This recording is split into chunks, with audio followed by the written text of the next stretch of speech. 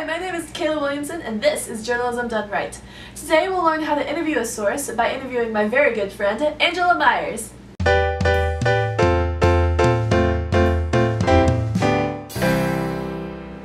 There are three types of sources in the story: direct observation, communication, and research. Today we're focusing on the communication, the interview. The potatoes to your meat, the coffee to your morning routine, and the Rufus to your Unstoppable. Before you even think about scheduling an interview, do your research beforehand.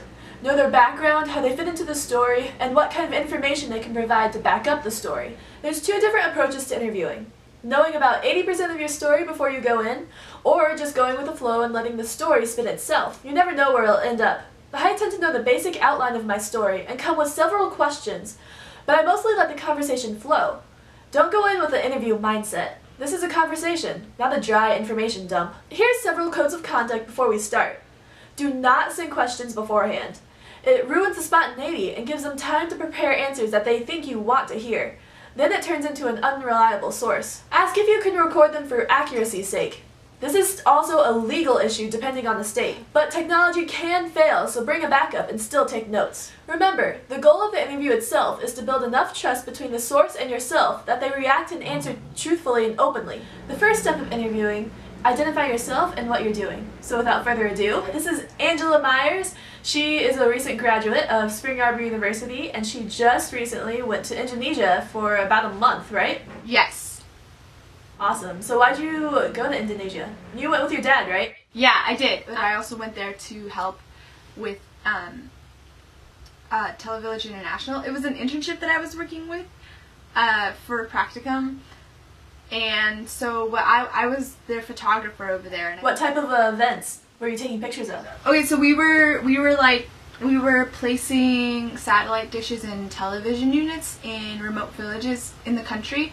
And since it's a Christian organization, all the programs that came through were Christian. And I also spent some time with family and went around the city in Jakarta. It's so packed.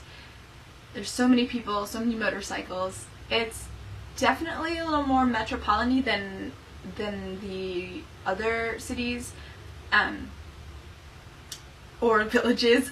If you go like further out into Indonesia, it'll be more, it'll be remote and very not as, it just won't be as advanced as Jakarta is. But there are a ton of cars there.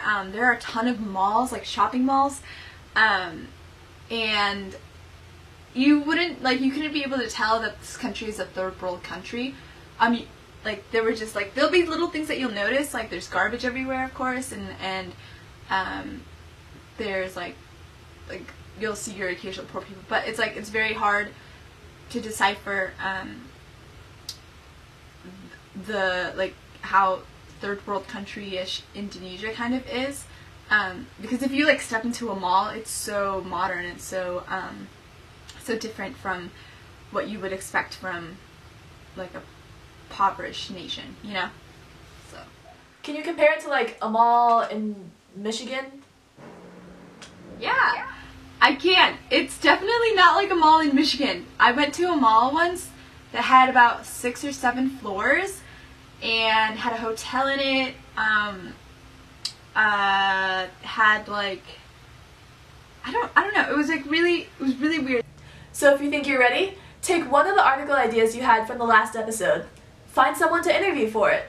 Then post your favorite quote from it in the comments below. We are one step closer to writing a full news story. By the next episode, you'll have all the tools to finish it. Till next time.